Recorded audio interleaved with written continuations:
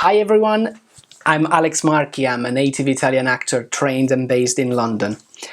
I'm very happy to be part of Creativity Talk, the project by journalist Katia Marletta. So I want to read a novel to you today. It's called Cerio, and it's by writer Primo Levi. I'm sure you've heard about him. He was an Italian Jew who was deported to Auschwitz during World War II. And he survived, and when he came back he started writing about it and he became famous later on. So I chose this novel because it has a message of hope, a message of survival through friendship. Together we can overcome anything, even the worst of the situation. So Primo Levi is in Auschwitz at the start of the novel.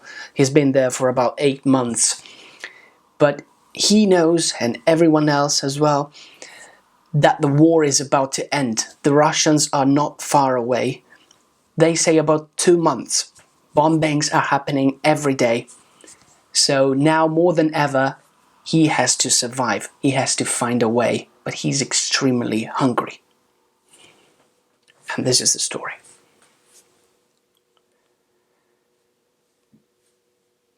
I was a chemist in a chemical plant, in a chemical laboratory, and I stole in order to eat. If you don't begin as a child, learning how to steal it's not easy. It had taken me several months before I could repress the moral commandments and acquire the necessary techniques. I stole at every favorable opportunity, but with sly cunning and without exposing myself. I stole everything, except the bread of my companions. From the point of view precisely of substances that you could steal with profit, that laboratory was virgin territory, waiting to be explored. There was gasoline and alcohol, banal and inconvenient loot. Many stole them at various points in the plant. The offer was high and also the risk, since liquids require receptacles.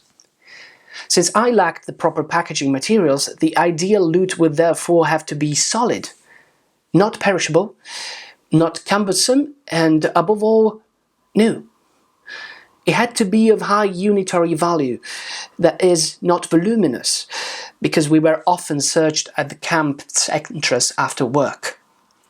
And it should finally be useful to, or desired by, at least one of the social categories that compose the lager's complicated universe.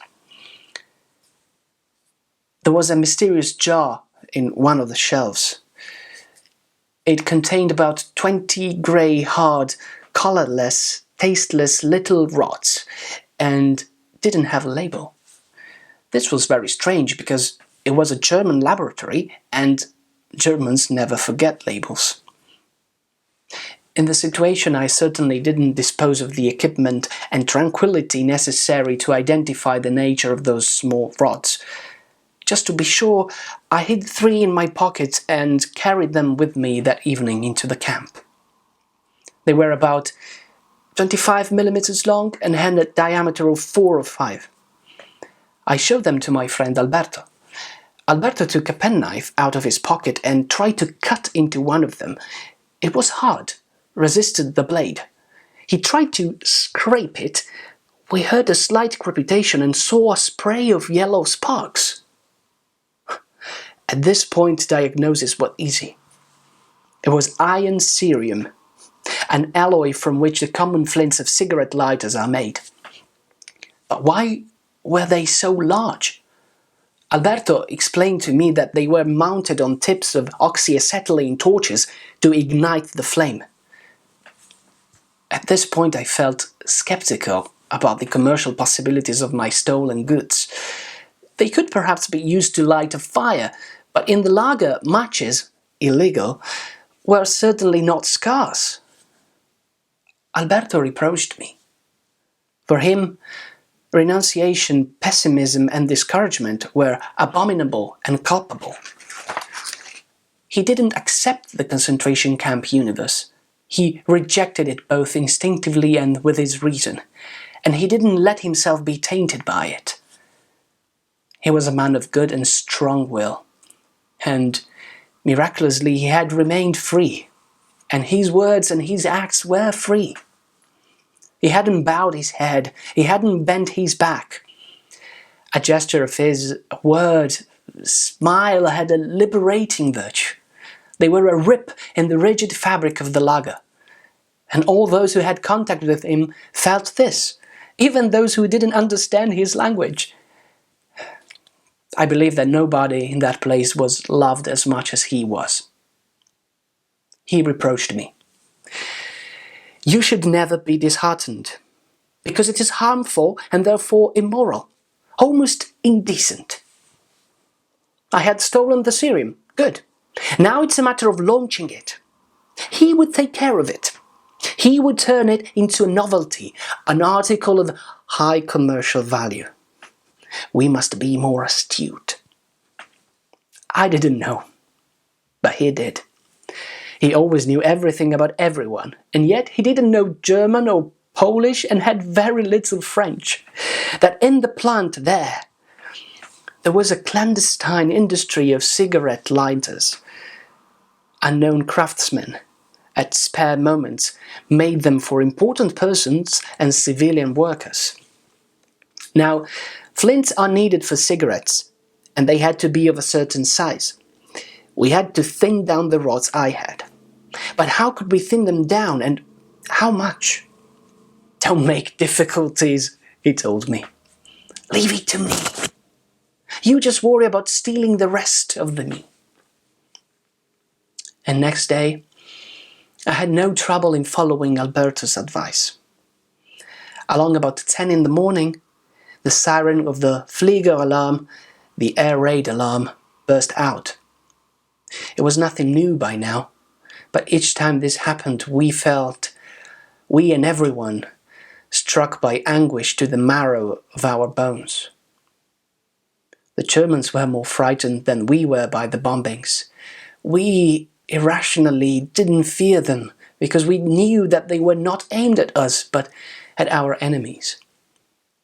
In the space of a few seconds, I found myself alone in the lab, pocketed all the Cerium and went out into the open to join my commando. We were not permitted to enter the air raid shelters. We gathered in the vast areas not yet built up around the rim of the plant.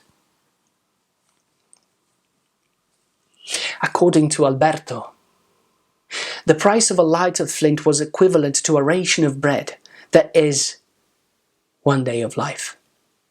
I had stolen at least 40 rods, from each of which could be obtained 3 finished flints.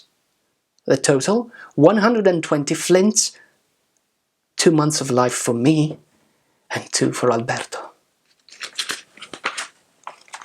And in 2 months the Russian would have arrived and liberated us.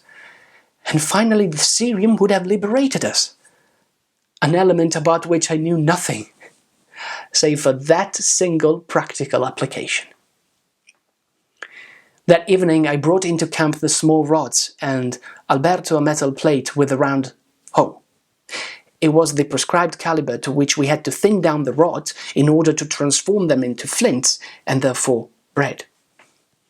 Alberto said that the rods must be reduced by scraping them with a knife on the sly, so that no competitor could steal our secret. When? At night. Where?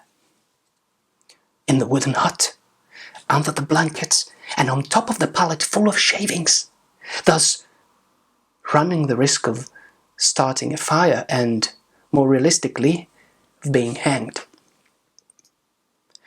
While our companions slept, we worked with the knife, night after night. The scene was so sad you could weep.